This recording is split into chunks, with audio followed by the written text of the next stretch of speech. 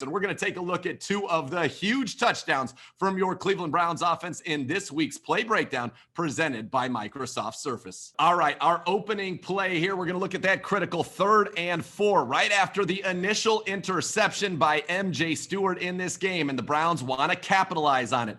This is where you look for Jarvis Landry, your bread and butter. They start off trips to the right, and then Landry goes in motion, and Joe, that gives the tell immediately that it's man coverage. Yeah, and I think that does two things here. One, it gives the Browns an idea, yeah, okay, they're in man, but also it makes the Steelers think that they're going to run some type of a rub concept with Jarvis, right?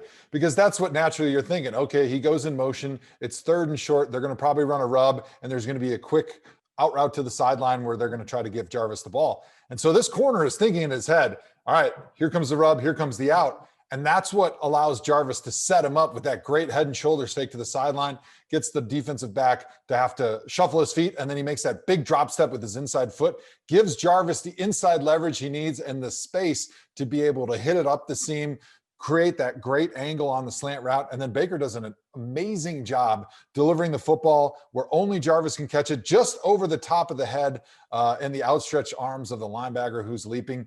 It's the only window that this ball can go through until Baker would have to wait another couple seconds to get it to the second window. But if he waits till the second window, that would give the middle of the field safety an opportunity to break on the football. So the timing of the throw from Baker and the accuracy was the second part and probably the most crucial part of this play.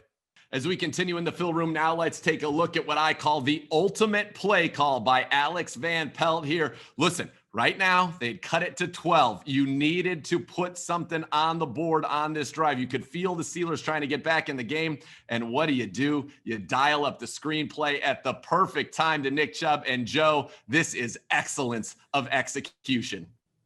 Yeah, the biggest fear going into this game with losing your head coach was also losing your offensive coordinator, because the feel of when to call screen plays, when to call shot plays is so much more of an art than a science. And Alex Van Pelt was just masterful here, understanding that the Steelers were probably going to blitz and calling a screen right into the face of a blitz. It's exactly the timing that you want to call your screen plays.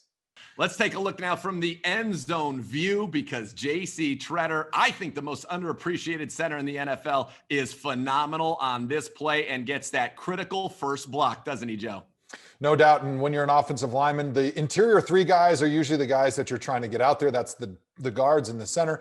And the rule is whoever is able to get a clean release and get out first, the first thing you have to do is look for the man-to-man cover guy. And J.C. Tretter, he understands that because he's a heady, smart player who went to an Ivy League school. So he understands this man right here that just got highlighted as the one that is covering Nick Chubb. He is the most important man to get the screen started. J.C. Tretter does a great job getting his head to the play side, walling off his defender, giving Nick Chubb the space to be able to catch the football, turn his shoulders.